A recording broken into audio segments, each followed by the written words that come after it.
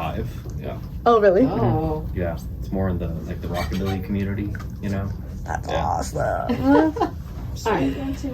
Let's see. Welcome to A Connection is a Connection, the show where we take a break from business talk and dive into the personal side of things. Today we're sitting down with our guest, David, to uncover the stories, quirks, and passions that may make them tick. Let's have some fun and get to know them like never before. But first, give a warm welcome to our guest, David. Woo! Thank you.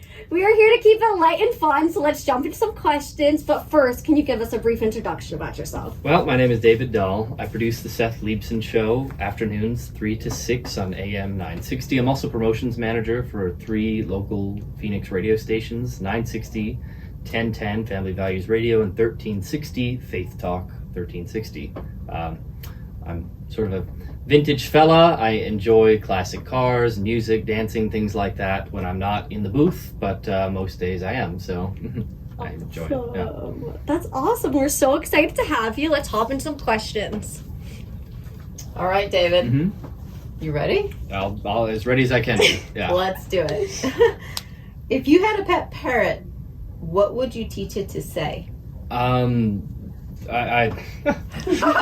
might try to keep it from using obscenities, but that's hard in terms of parrots, I'm told. Gosh, if I had a parrot, I'd probably be like Beretta or something like that. Oh, that would be awesome.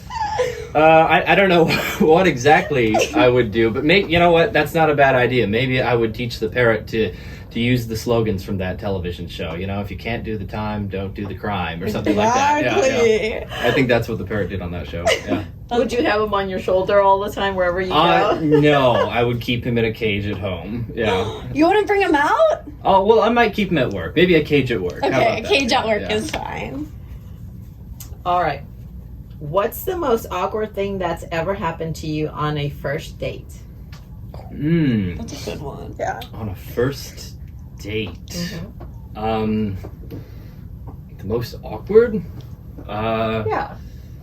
Am I bragging if I say I haven't really had too many awkward first dates? Usually they just don't turn into second dates.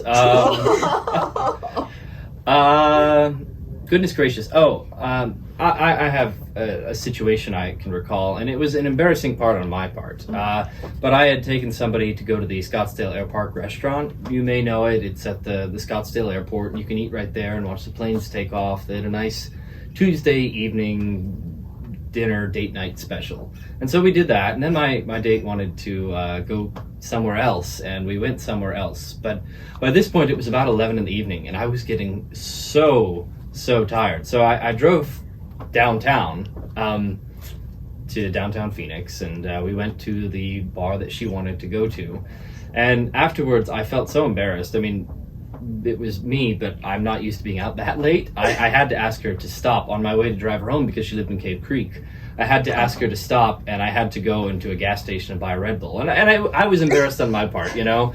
Maybe it's machismo, but I wanted to be the guy that took her out and not have to look like somebody that had to go and get a Red Bull at 11:30 at night because I couldn't take it. It's okay, it happens. Yeah. We need our beauty But it was sleep. rather exhausting. Yeah. I did make it home, Good. and I got her home safely. Yes. Was there a second date? No, not in that situation. Yeah. Okay. When do you feel the most at peace with your truly self? So that's probably twofold.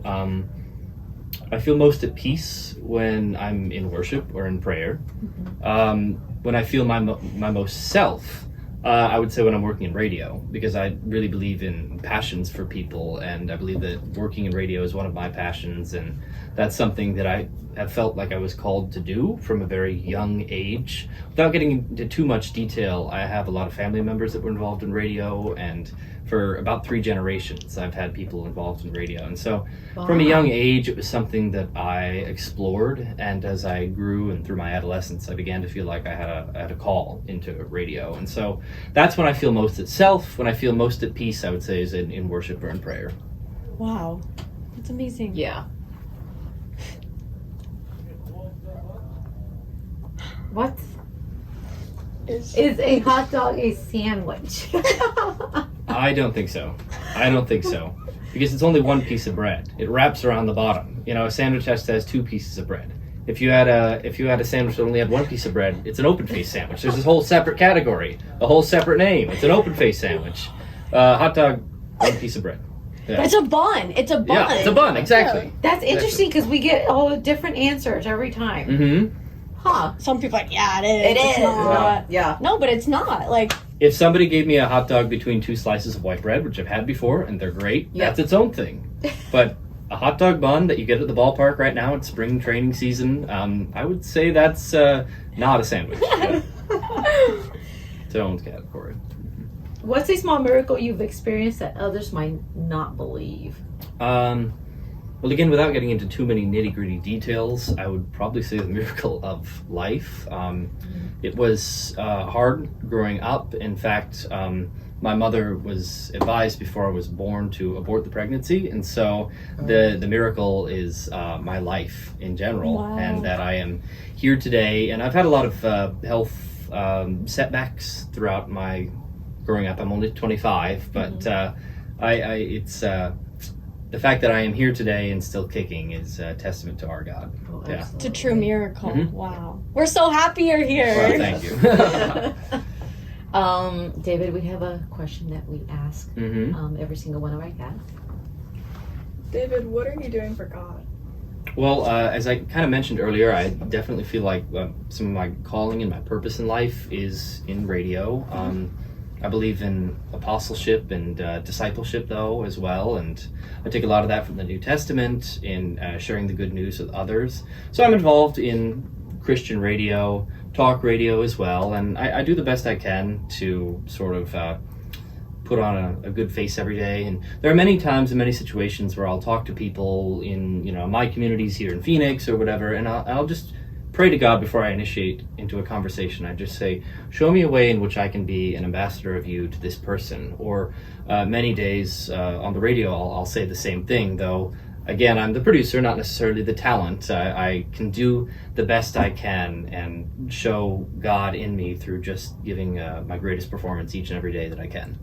Have you ever had a situation where you know that God has led you in a conversation when you pray? In certain situations, yes, certain things will come to mind or whatever. This, you know, the simple prayers that we say internally will lead you in a certain direction when it comes to answers or recalling certain verses of scripture or things like that that you want to preach to this person. But I think most of all, in every conversation, we should just approach them with love, mercy, and grace, because that's what we want to see from everybody else in our lives as well. Awesome. Yeah. Okay, David. What is the scariest experience you've ever had? You know, I think the most scared I've ever been at one point was, so I took a few years off to sell shoes during the pandemic. I was a junior at university, and then the world shuts down, so I kind of shut down. And so I took a couple years off and literally sold shoes. It was very developmental for my character. And there was one time when I was at the mall, and I just heard somebody screaming, "There's a shooter! There's a shooter!" And so I was, Oh my gosh. I was terrified. And being in the shoe department, I felt pretty okay that I could hide in the, the back rooms where they keep all the shoes and stuff like that. But still, it was rather terrifying in the moment. Turns out later, after the fact, several young individuals had staged a robbery of a jewelry store in the mall. I believe it was a jewelry store, and had lit off firecrackers to mimic. Oh my Yes. gosh. And so for, 30 minutes to an hour, I was terrified, and then the police came in and everything was settled down. Yeah. Wow. That's insane. Oh my gosh. The craziest things happen Mhm. at that mall all the Yeah. time. Yeah. All right, I'm a little nervous to ask this. Uh-oh. What is the weirdest thing you've been caught doing? The weirdest thing I've been caught doing. We heard Seth's story. Yes, I remember Seth's story. And it could be as a child or adult or Any time of your life. Yeah.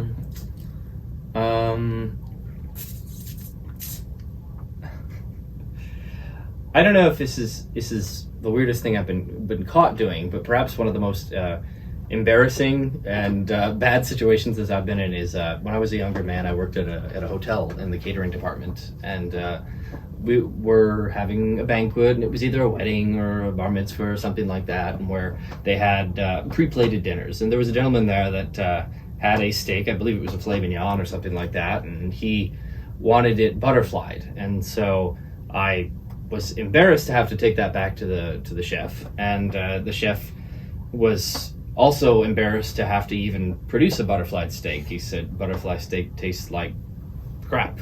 He did not want to have to do that. It was a very, country bumpkin, sort of a Midwestern way of eating your steak. And I went down to the kitchen and gracefully asked for them to butterfly the steak, and they were all very upset that I was doing so.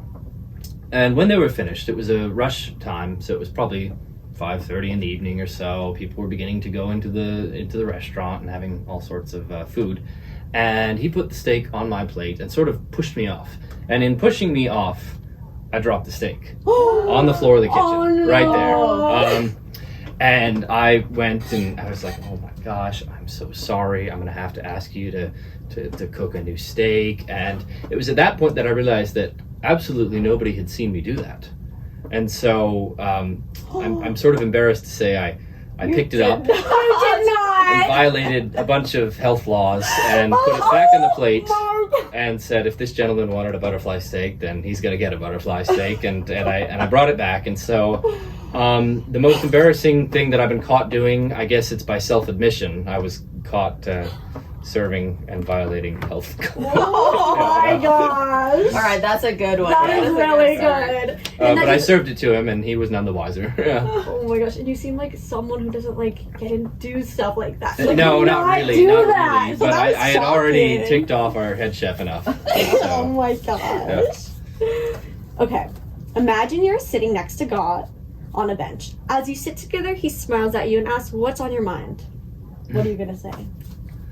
I'd probably have so many questions for God on the why of certain things, understanding big concepts like human suffering. I'm into theology and things like that. I went to a Bible college, so it's something that I have a passion for, you could say. But gosh, if I'm sitting next to the Almighty, there's going to be a little bit more on my mind than what's my next dinner going to be. It's I may ask about timelines, what he would want from me, how I can best serve him, what my purpose would be, why certain people have to suffer, or why there has been great turmoil or trauma in my life and things like that. I might ask about some of the health struggles that I've had and continue to have, and how best am I showing you through those. Yeah.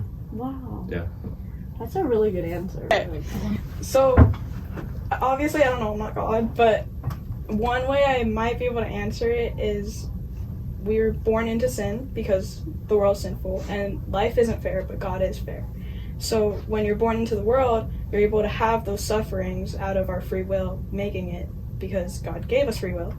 But when you come to God, he can protect you from it because out of your free will, you chose to accept him and his 7 promises, one of them being him protecting you. And out of the suffering in the world, even though the world made it unfair, God makes it fair by letting it grow you and go into the calling he has for you. I appreciate that. Thank you. Wow. Yeah. Well, that question for me has come from certain theology classes that I took at university, and a lot of the works of a great theologian who's still alive by the name of William Lane Craig. He has kind of devoted his adult life to answering this question and debating it in apologetics, and so it sounds a lot like what you were saying. Yeah. Wow. Also, to not just use opinion, one scripture I know that would help back it up is Jeremiah 29:11, because for I know the plans I have for you, to give you a future and a hope and not disaster or harm. That's great. Appreciate it. Wow. Okay. Who has been the biggest influence on your life, and how did they change you? Okay. Well, again, twofold. Maybe I should say Seth. Seth has given me a lot of opportunities in being his producer and just supporting me. And throughout my 3.5 years here, he has always said that we're a team and stuff like that. And he's helped me a lot along the way, and I owe him a lot for my continued existence here at 960 The Patriot. But probably, I mean, every man loves his mother. My mother's been just a saint and an angel, and rearing me correctly, and helping me through, again, some health struggles, some mental health struggles, bullying when you're younger, stuff like that. And believe it or not, one of the greatest influences on my life is a man that I never met, but my grandpa David, whom I'm named after, who was a radio broadcaster and died in Korea, and was one of the influences in my getting into radio. And I have a lot of memorabilia of his from a network he was in called FEBC in the Far East Broadcasting Corporation, and one of the greatest influences on my career and my feeling of purpose in life. Yeah. Wow, that's amazing. Would you happen to have a picture of him? Mm-hmm. Yeah. Would you You'll have share to. it? I think I have one in my office. Yes. Yeah, that'd be awesome. They're all Polaroids or whatever it would have been, though. You know. Is his The real radio film. show like still up? You can listen to it or no? So he was director of a station in Tokyo, okay. and he went all over the Far East. He went to India, Korea, smuggled Bibles into communist China, things like that. Very cool. My mother grew up in Japan. The first 16 years of her life were in Japan. She was in Tokyo at the head station there. My great-grandparents, they were involved with the same network, but they were in a station in Manila in the Philippines.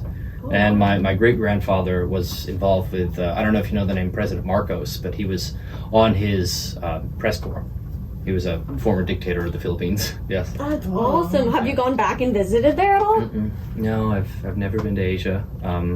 My grandmother lives in California now. Oh, Yeah. nice. That's amazing. Describe your dream date. I didn't really think too far about this. Well,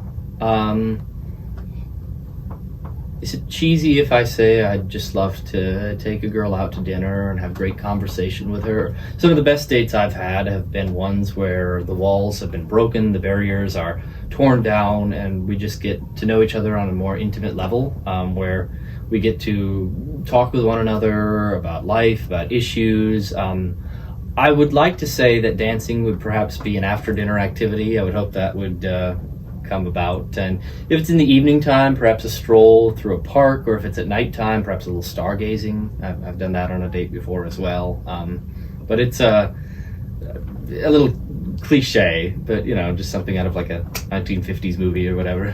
That's how It should be. That's how it should be. Yeah. That's It needs to what come we back. want. Yeah, that It needs to come back. Yeah. For sure. Oh my god. I mean, there's nothing better than that. Yeah, and the fashion. The fashion was nice. Right? Yes. Yeah, I'm a He very has the vintage style. guy. Yeah, the style of the 50s always looks nice. All of it just needs So to yeah, come back. picking up my gal and my hot rod, maybe having flowers or something for her, and listening to the radio on the way to the restaurant, and just having great conversation. Yeah. That's amazing. Well, that was it for our questions.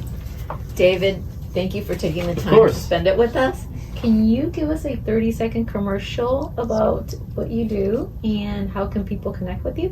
So I produce the Seth Leibsohn Show. So obviously you can listen to our show 3 to 6 in the afternoons here locally in Phoenix, AM 960. If you're not in Phoenix or you're not available in the afternoons, we're available at 960thepatriot.com. You can either stream it live or listen to the podcast after the fact. If you want to reach out to me, I'm most active on Instagram at Answer the Call with Doll. I also have a Twitter. Seth encouraged me to get one of those. It was _David_Doll. And feel free to stop by the studio if you're in the Phoenix area and meet us. Awesome. Yeah. Well, thank you so much. It's been such a great time today, and stay tuned for the next interview.